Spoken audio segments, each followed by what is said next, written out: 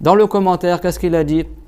Al-Mullah al-Qari, il a dit wa takallamu laka kalamina kama bayyanahu biqawlihi wa nahnu takallamu bil alat ay min al-halqi wal lisani wal shafati wal asnan. Donc il a expliqué la parole de Imam Abu Hanifa. Il a dit que quand il a dit que Allah ne parle pas comme notre parole à nous, il a expliqué cela en disant nous parlons avec des alat, c'est-à-dire avec la gorge, avec la langue, avec les lèvres, avec les dents. Ça c'est ce qui est marqué. Donc on sait que les wahhabites, eux, ils croient que Dieu a une bouche, etc.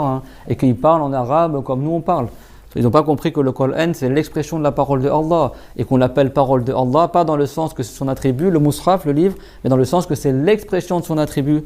Et l'expression elle est créée comme il a dit Abu Hanifa également dans d'autres passages de son livre quand il explique que le Qur'an c'est ce qu'on récite par nos langues, qu'on récite par nos cœurs, mais que la parole de Allah n'est pas créée, ça veut dire l'attribut de la parole de Allah n'est pas créé. Et ça, Al-Mullah, il a expliqué clairement.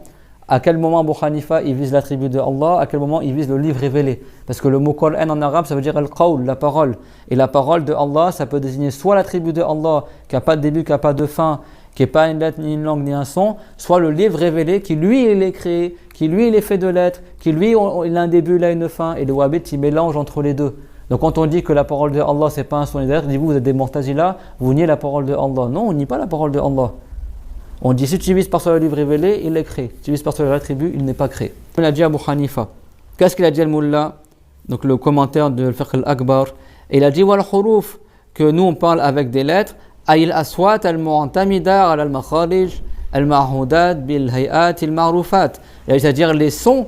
D'accord, les sons qui se reposent sur des points de sortie, des lettres bien connus, des mouvements de la mâchoire bien connus, etc.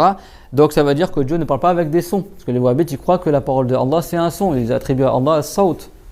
Il n'y a aucun hadith, comme ils ont dit les savants du hadith, les khuffaz, il n'y a aucun hadith sahih qui confirme le saut pour Allah. Tous les hadiths qui mentionnent le saut pour Allah, ils sont faibles. Et le saut pour Allah, c'est pas désigner que Dieu il parle avec un saut, c'est juste que quand Allah il révèle à Jibril des choses, les anges ils entendent un son dans les cieux. Et ce son-là, les savants ils ont dit c'est le bruit des ailes des anges, qui battent des ailes. Ou ils entendent comme le bruit d'une chaîne qui est traînée sur des rochers. Ça ne veut pas dire que c'est la parole de Allah qu'ils entendent, c'est que Jibril qui entend la parole de Allah parmi les anges. Wallahu ta'ala yatakallamu bila alatin wala huruf. Et ça c'est Abu Hanifa qui dit ça. Et Allah ta'ala parle sans instruments et sans lettres. La parole de Allah, on ne peut pas l'imaginer.